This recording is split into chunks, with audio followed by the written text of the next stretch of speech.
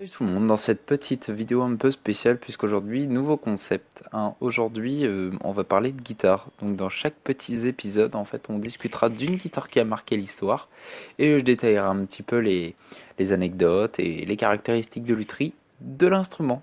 Voilà, donc je vous remercie de regarder cette vidéo. N'hésitez pas à vous abonner comme d'habitude à la page. Et on se retrouve une prochaine fois pour un tuto, pour quelque chose d'autre ou pour simplement parler de guitare. Bon visionnage. Clarence Leonidas Fender, plus connu sous le nom de Leo Fender, n'avait dans sa jeunesse aucune formation musicale. Très jeune, il s'intéresse donc à l'électronique et à près de 30 ans et fort d'un prêt de $600, il ouvre un atelier de réparation de radio à Fulton, dans l'état de Californie.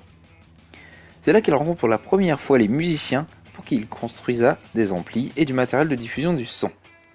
Il prend aussi conscience de la popularité croissante de la guitare amplifiée. Tout comme Paul Bixby et les Paul avant lui, Fender et ses collègues cherchent à résoudre le problème de feedback inhérent aux guitares électriques à corps creux à cette époque. Ils imaginent alors un instrument fabriqué dans un matériau plus dense qui ne résonne pas de la même façon. En 1948, un de ses employés, George Fulton, et lui réfléchissent à un modèle productif en série. Un an plus tard, un petit nombre d'Esquire, micro et pan coupé unique donc, est présenté dans les foires commerciales. Après un an passé sur les défauts de conception et l'ajout d'un second micro, la Fender Broadcaster sort des chaînes de montage. D'une simplicité délibérée, c'est une guitare résistante et abordable destinée aux musiciens professionnels.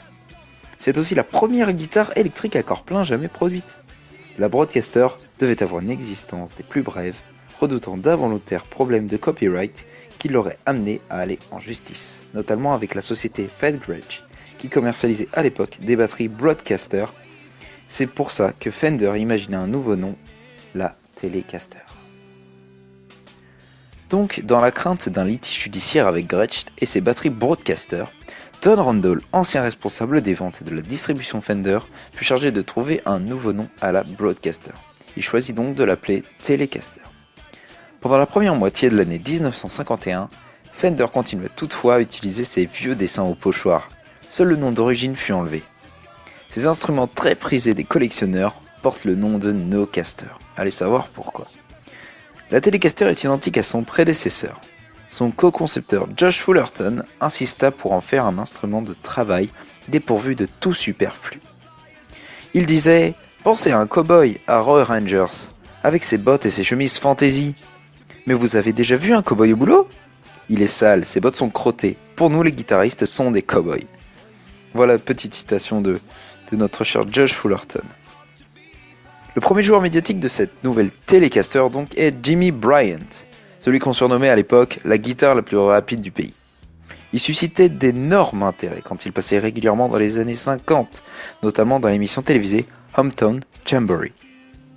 60 ans plus tard, la Telecaster est toujours aussi populaire, même si on voit plutôt en elle maintenant une guitare country, mais elle est présente dans tous les styles de musique, comme on peut voir par exemple la Telecaster de Jim Root de Slipknot. Donc sur la Broadcaster, il y a exactement les mêmes caractéristiques que sur la Telecaster comme vu précédemment. Nous avons une touche et un manche en bois d'érable, ce qui donne une couleur de touche blanche et ce qui vraiment m'attire sur cette guitare. On a aussi deux micros simple bobinage et un sélecteur de micro avec 3 positions et un bouton de volume et un bouton de tonalité. Le corps de la Telecaster est en aune. Et nous avons aussi la présence d'un pickguard, qui est la jolie plaque toute noire, ou pas forcément noire, mais la plaque qu'on voit souvent sur la guitare. Merci d'avoir écouté cette vidéo. Si ça vous a plu, n'hésitez pas à vous abonner. Et puis on recommencera évidemment, j'en ai encore plein de guitares en réserve. Donc sur ce, je vous fais plein de petits bisous et on se retrouve à la prochaine. Ciao tout le monde.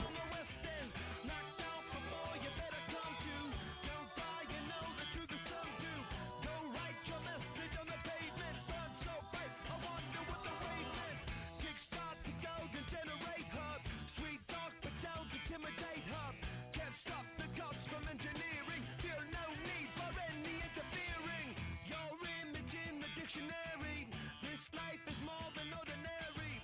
Can I get you maybe even 3 of these? Coming from a space to teach you of the Pleiades. Can't stop the spirits when they need you. This life is more than just a read through.